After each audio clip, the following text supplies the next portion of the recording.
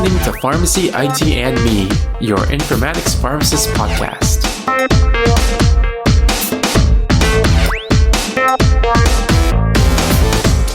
Welcome to another episode of Pharmacy IT and Me, and as with every episode, we start off this one stating that the intended audience are newcomers to pharmacy informatics. So in previous episodes where I discuss inpatient pharmacy informatics, I've kind of touched upon IV workflow applications a little bit. But for today's episode, we'll be going over a little more detail on what IV workflow applications and software are. So in a traditional inpatient pharmacy or infusion pharmacy setting, there are a lot of IV medications that need to be prepped on a daily basis. And these medications typically go through a long workflow that involves pharmacists and pharmacy technicians. So let's go over briefly on what the workflow is for a traditional setting. So first, the order for the medication is placed by the provider who sees the patient. And then the order hits the pharmacy verification queue.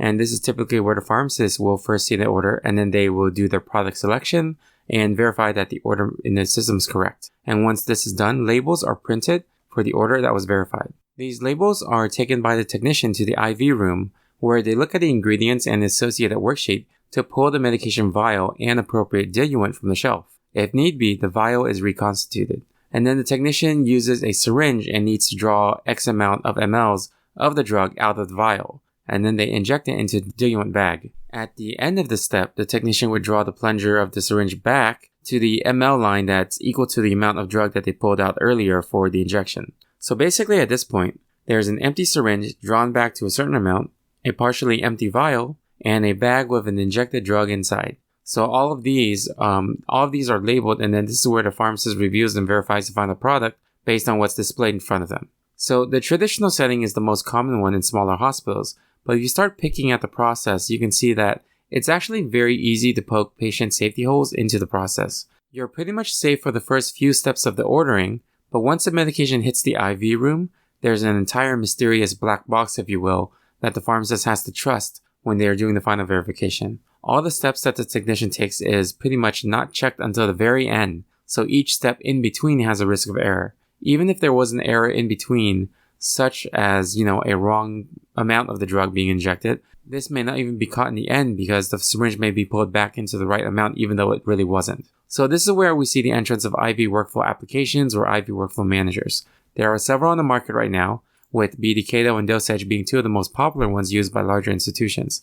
But how do these actually help with the workflow? So IV workflow applications can incorporate images or gravimetric measurements to ensure that IV preparation is accurate. So let's go back to the traditional workflow and let's pick up from where the pharmacist verifies the order, and let's see how IV workflow applications can help. So when the pharmacist verifies the order, information from the EHR gets sent through an interface that will hit the pharmacy IV workflow application software's queue. The technician can then review what's in the pharmacy IV workflow application to see what dose needs to be prepared. At this point, if scanning is available, the pharmacy technician would need to pull the appropriate medication and diluent and have both of them scanned for accuracy into the pharmacy IV workflow application. If there are weights involved, like gravimetric weights, then some of these items like empty syringes and diluent bags would be weighed and logged at this point. The pharmacy technician then draws back the amount of the medication, but before they inject it into the bag, there may be a photograph taken to ensure that the amount drawn is captured. This point can be verified by a pharmacist in the IV room, or even one that's outside since it's captured in the software. After the technician injects it, weights and camera shots are taken again. And if gravimetrics are used, then there may be a % error tolerance that's used as well. If the medication falls within a certain tolerance, then it can be considered as an appropriately prepared medication. And if not, it may need to be redone. So you can see here that the IV workflow managers actually adds a layer of additional safety in the steps of technicians going through the preparations of IV medications. If it's not obvious, here are some of the benefits of using an IV workflow manager.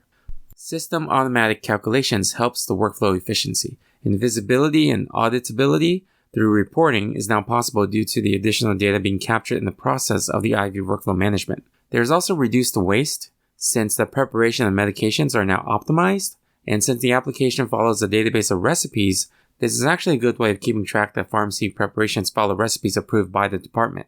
And since all expirations are logged, it's also more clear to know which medications can be reused after return and which needs to be tossed. And the system also acts like a workflow assistant, reminding the technician to do things at certain steps so it allows uniformity throughout the pharmacy that medications are being prepared the same way. So as an informatics pharmacist, you may be involved with several aspects of the build and implementation. So you may be involved with the interface building and testing to see if the patient data is coming across the system correctly. You may also be working with the pharmacy managers or clinical coordinators in terms of ensuring that the recipes are appropriately entered into the database.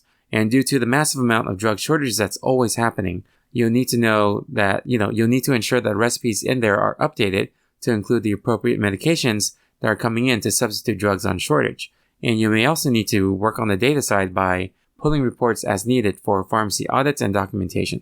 So hopefully by now you got a good, decent introduction to what IV workflow applications are, so that the next time you see one, it's not too much of a surprise for you. Alright, so if you guys like this episode, you guys can subscribe and rate us on iTunes, Stitcher, Google Play, or any of your other favorite podcasting services. You can also follow us on social media on Twitter or Facebook at PharmacyITme, or on Instagram at PharmacyInformatics, or you can send me an email through tony@pharmacyitme.com. Also, I wanted to plug a great networking opportunity called Pharmacist Connect. If you are familiar with Slack workspaces, this is a vetted one in which you need to have a pharmacy license or intern license or technician license to join this Slack. And I've actually met some great colleagues on it, and there's even different channels for different specialties such as informatics. You can find out more by visiting pharmacistconnect.com, which is PharmacistSconnect.com.